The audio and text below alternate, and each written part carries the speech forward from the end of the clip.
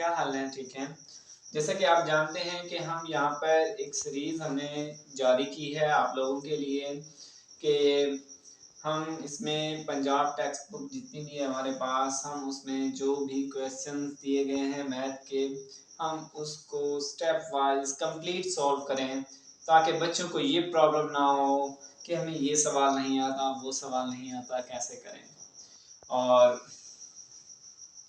मैंने कोशिश की है कि हर एक्सरसाइज को, पीछे जितनी भी एक्सरसाइज मैं सॉल्व कर चुका हूँ, एक्सरसाइज 1 एंड एक्सरसाइज 1.2 ये कंप्लीट हम सॉल्व कर चुके हैं। और अगर आपने अभी तक वो वाली वीडियोस नहीं देखी तो नीचे डिस्क्रिप्शन में मैं उनके लिंक दे दूंगा, आप वहां से जाकर वो वीडियोस देख सकते हैं।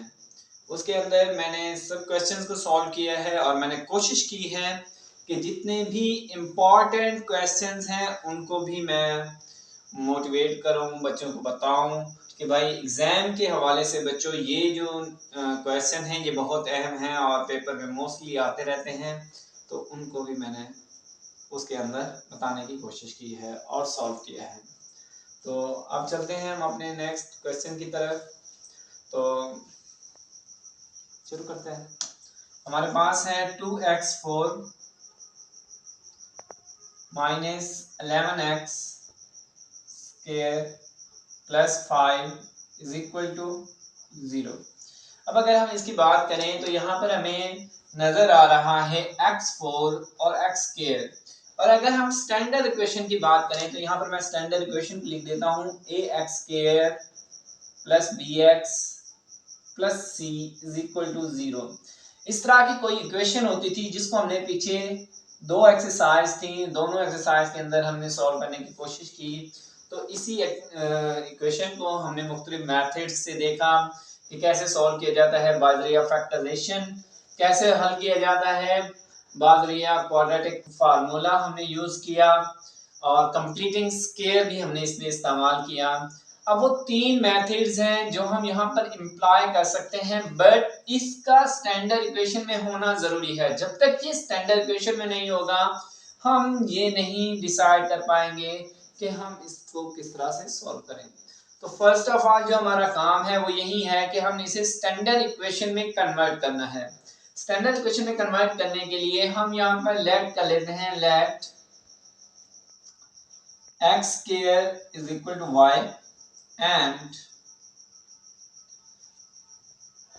x4 is equal to y square। अब हमने ये दो चीजें सपोज कर ली, लेट कर ली, फर्ज कर ली कि हमारे पास x4 जो है ये y स्क्वायर के बराबर है और x स्क्वायर जो है ये y के बराबर है। हम यहाँ पर दर्ज करके देखते हैं तो फिर क्या बनता है, हमारे पास आ जाएगा 2। अब x4 की जगह पे मैंने क्या लिखना है, y स्क्वायर, तो यहाँ पे आ जाएगा y square minus 11। x square की जगह पे मैंने क्या लिखना है, जस्ट y, तो यहाँ पर मैं y लिख देता हूँ। आगे हमारे पास प्लस 5 है इज इक्वल टू 0। अब अगर इस क्वेश्चन की बात की जाए और इसको अगर मैच करें तो ये हमारे पास एक कंप्लीट क्या है बेटा, स्टैंडर्ड इक्वेशन बन चुकी है। अब हम इसको सॉल्व कर लेते हैं। बाजरिया फैक्टराइजेशन भी कर सकते हैं, कंप्लीटिंग स्क्वायर भी कर सकते हैं और क्वाड्रेटिक फार्मूला भी यूज कर सकते हैं। ये शर्त नहीं है कि आपने कौन सा मेथड इसमें इस्तेमाल करना है। हम इसे बाजरिया फैक्टराइजेशन मेथड यूज कर लेते हैं। अगर मैं इसको इसके साथ मल्टीप्लाई करूं तो 10 बनता है, और मैंने दो ऐसे फैक्टर बनाने होंगे जिसको प्लस माइनस करूं तो 11y बन जाए, और अगर मल्टीप्लाई करूं तो 10 ही बने। तो मैं यहाँ पर फैक्टर बना लेता हूँ 2y square minus 10y minus y plus 5 is equal to 0। अब अगर यहाँ की बात की जाए तो यहाँ से 2 और y आपको कॉमन लग रहा होगा, आप इसको कॉमन निकाल सकते हो। 2y हमारा कॉमन चला गया तो हमारे पास बच गया y माइनस 5 बचो। आगे यहाँ से -1 कॉमन ले लेते हैं तो ये बच गया y minus 5 is equal to 0। और एक बात और भी कहता चलूं कि यहाँ पर इन दोनों का एक जैसा आना इंतहाई जरूरी है। अगर ये दोनों एक जैसे नहीं आ रहे तो इट्स मीन आप जो फैक्टर बना रहे हो वो गलत है। अब यहाँ से y minus 5 common, y minus 5 common हो गया, और 2y माइनस 1 है इज इक्वल टू 0। अब फैक्टराइजेशन की लॉ के मुताबिक हम इसे 0 के अलहदा से बराबर कर लेते हैं और इसको 0 के अलहदा से बराबर कर लेते हैं। तो हमारे पास आ गया y minus 5 is equal to 0 and 2y minus 1 is equal to 0। तो ये आ गया y is equal to 5 and 2y is equal to 1। 1 यहाँ पे माइनस का है, उधर जाकर प्लस का हो जाएगा, जबकि 2 यहाँ पे मल्टीप्लाई हो रहा है, उधर जाकर क्या हो जाएगा बच्चों, डिवाइड। तो आपके पास आ गया y इज इक्वल टू 1/2। अब जहां जहां हमने y को फर्ज किया था, हमने सिंगल y यहाँ पे फर्ज किया था, सपोज किया था, अब वहां पर जाकर y की वैल्यूज दर्ज करेंगे तो हमारे पास मजीद आंसर बन जाएंगे। तो हम यहाँ पे आके दर्ज करते हैं, put x square is equal to, पहले 5 पुट करके देख लेते हैं। अब इसका स्क्वायर है तो हम इसका स्क्वायर रूट ले लेते हैं बेटा। तो ये आ गया x is equal to plus minus 5 square root. अब दूसरा इक्वेशन, दूसरा आंसर दर्ज करके देखते हैं। ये था y x square is equal to 1/2 आया है, अगेन स्क्वायर लेंगे तो x is equal to plus minus 1/2 square root. Clear हो गया बच्चों? तो ये हमारा क्वेश्चन नंबर 1 इस तरह से कंप्लीट हो गया।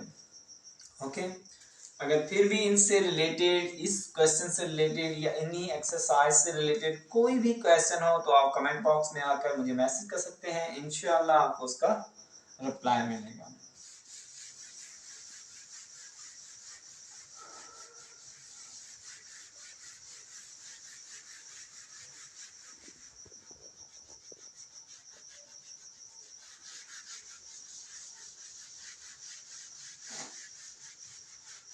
हाँ बच्चों, तो पार्ट नंबर 2 है हमारे पास।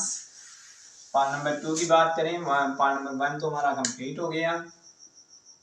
क्वेश्चन नंबर 2 है, इसके अंदर हमें लिखा हुआ नजर आ रहा है 2x4 is equal to minus 9x² minus 4।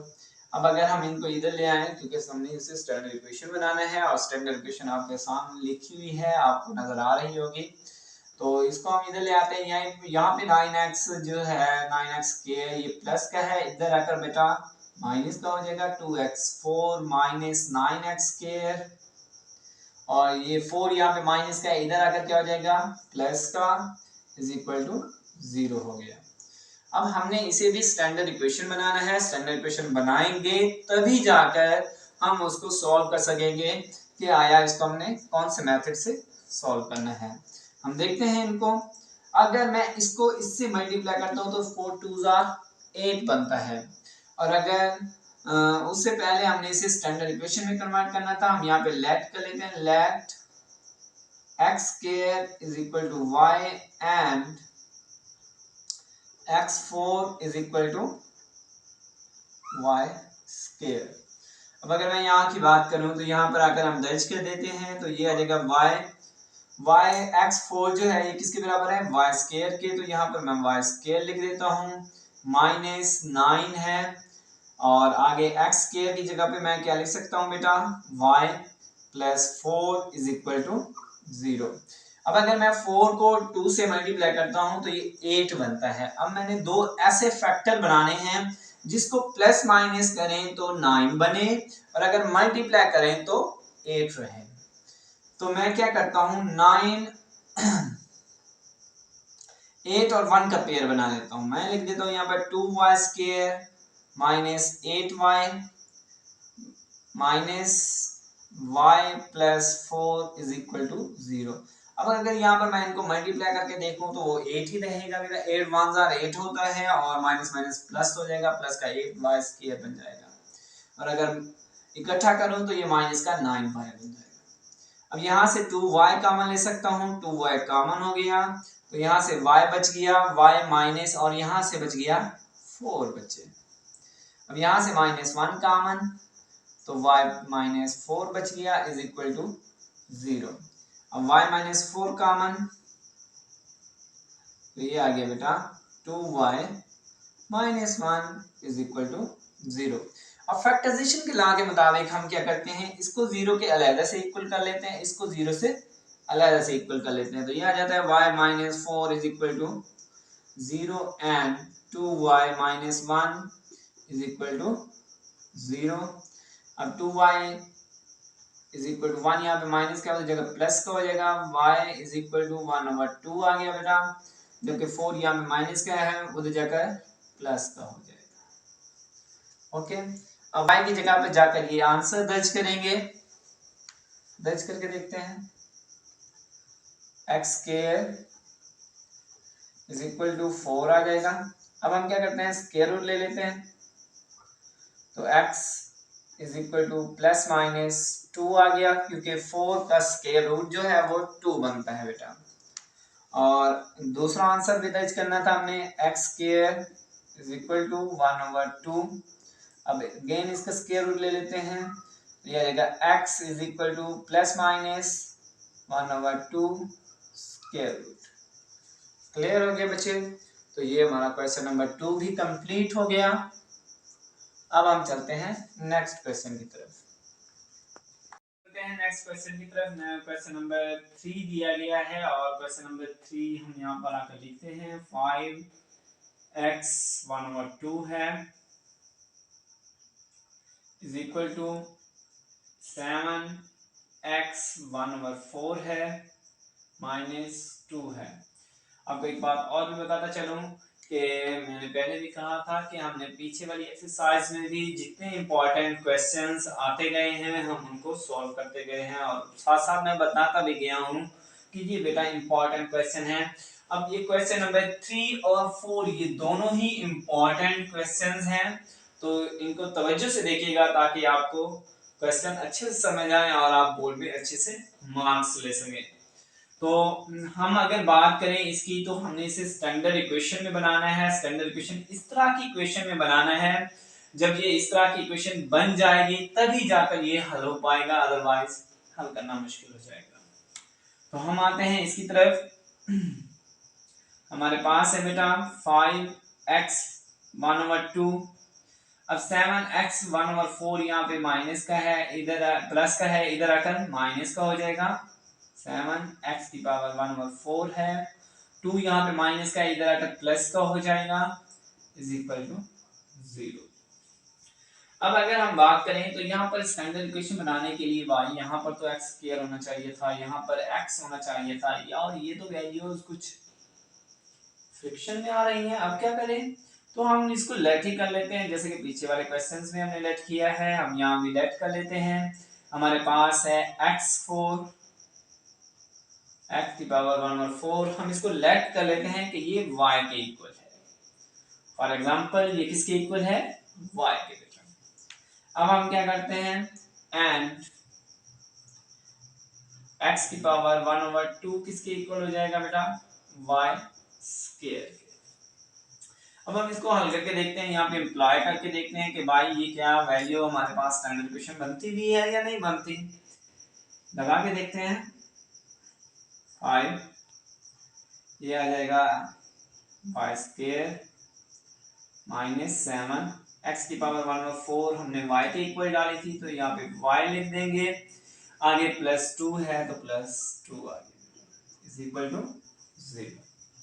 अब हम क्या करते हैं बेटा, अगर मैं इसको इससे ज़र्ब करता हूं तो क्या बनता है, 5 2 10 10 बनता है। 5 में 2 जमा करो तो कितना बनता है, 7, दरमियान वाला फैक्टर बन जाएगा। तो लिहाजा हम यही ही पेयर रहने देते हैं, हम लिख देते हैं y square 5y square minus 5y minus 2y plus 2 is equal to 0। अब अगर यहाँ की बात की जाए, यहाँ से हम y 5y कॉमन ले सकते हैं, हम 5y कॉमन ले लेते हैं, तो हमारे पास आ गया y माइनस 1, और यहाँ से माइनस 2 कॉमन ले लेते हैं तो y माइनस 1 आ गया। अब y माइनस 1 कॉमन, तो ये आ गया 5y minus 2 is equal to 0। अब फैक्टराइजेशन के लॉ के मुताबिक इसे 0 के अलग से इक्वल डालना है और इसे 0 के अलग से, तो ये आ जाएगा y minus 1 is equal to 0 and 5y minus 2 is equal to 0। अब 1 यहाँ पे माइनस का है, उधर जगह प्लस का हो जाएगा, y इज इक्वल टू 1 आ गया एंड 2 यहाँ पे माइनस का है, उधर जगह प्लस का हो जाएगा, 5y इज इक्वल टू 2 आ गया। 5 यहाँ पे मल्टीप्लाई हो रहा है, उधर जाकर डिवाइड हो जाएगा बच्चों, तो ये आ गया 2/5।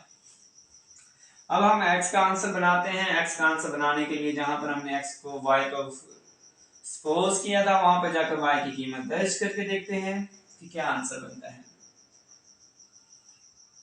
हमने x की पावर 1/4 को हमने y सपोज किया था, y की जगह पे हम मान दर्ज कर देते हैं। अब इसका 1/4 खत्म करने के लिए हमें 4 से मल्टीप्लाई करना पड़ेगा। हम यहाँ पे लिखते हैं x की power 1/4 multiply 4 is equal to 1 की पावर 4, 4 1 ज़ा 4, 4 1 ज़ा 4, x इज इक्वल टू 1 आ गया, क्योंकि 1 की पावर जितनी भी हो आंसर क्या आएगा 1। अब अगर हम क्या करते हैं, x की पावर 1/4 इज इक्वल टू, इसे हम 2/5 दर्ज करके देखते हैं। हम अगेन 4 लेंगे पावर दोनों तरफ से, ये लेगा 2/5 की पावर 4, 4 1 ज़ा 4, 4 1 ज़ा 4, x इज इक्वल टू, ये आ गया 2/5 मल्टीप्लाई 2/5 मल्टीप्लाई 2/5 मल्टीप्लाई 2/5। क्यों? क्योंकि इसकी पावर 4 है, तो हमें क्या करना पड़ेगा, इसे 4 टाइम करना पड़ेगा। अब हम इसको मल्टीप्लाई करके देखते हैं कि क्या आंसर आता है। 2 2 ज़ा 4, 4 2 ज़ा 8, 8 2 ज़ा 16 आ गया बच्चे, ओवर 5 5 ज़ा 25, 25 5 ज़ा 125, 125 5 ज़ा 625। तो ये हमारे पास आंसर आ गया बच्चों। क्लियर है? ओके, तो चलते हैं नेक्स्ट क्वेश्चन की तरफ। क्वेश्चन नंबर 3 हमारा कंप्लीट हो गया और इसको तवज्जो से देखिएगा क्योंकि ये इंतहाई अहम क्वेश्चन है, इससे अगला भी अहम क्वेश्चन है, तो लिहाजा वीडियो को तवज्जो से देखते रहें।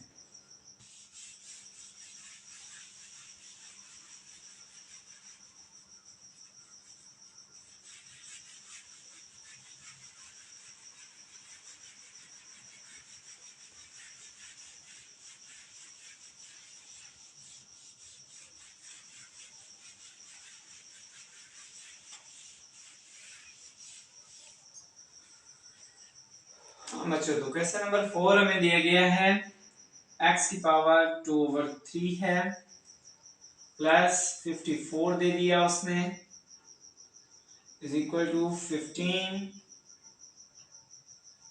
x की पावर 1/3 है बच्चों।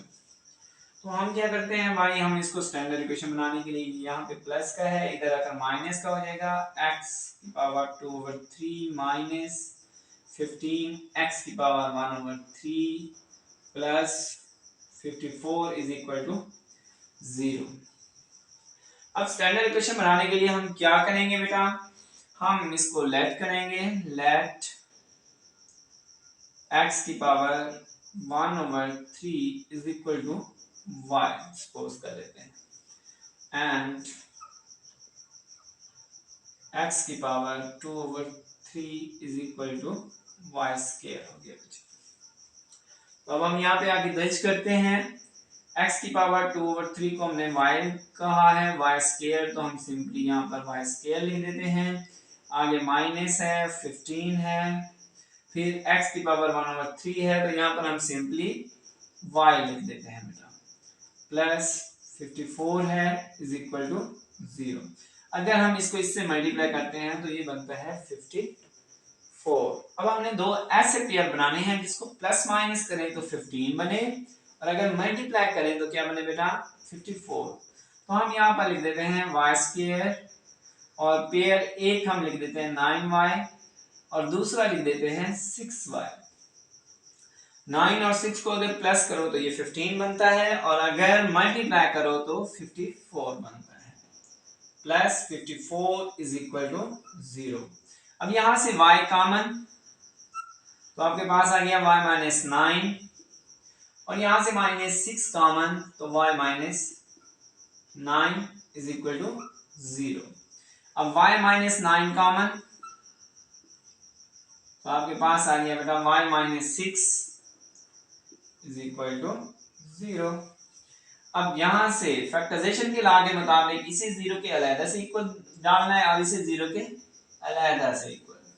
y -9 is equal to 0 and y -6 is equal to 0।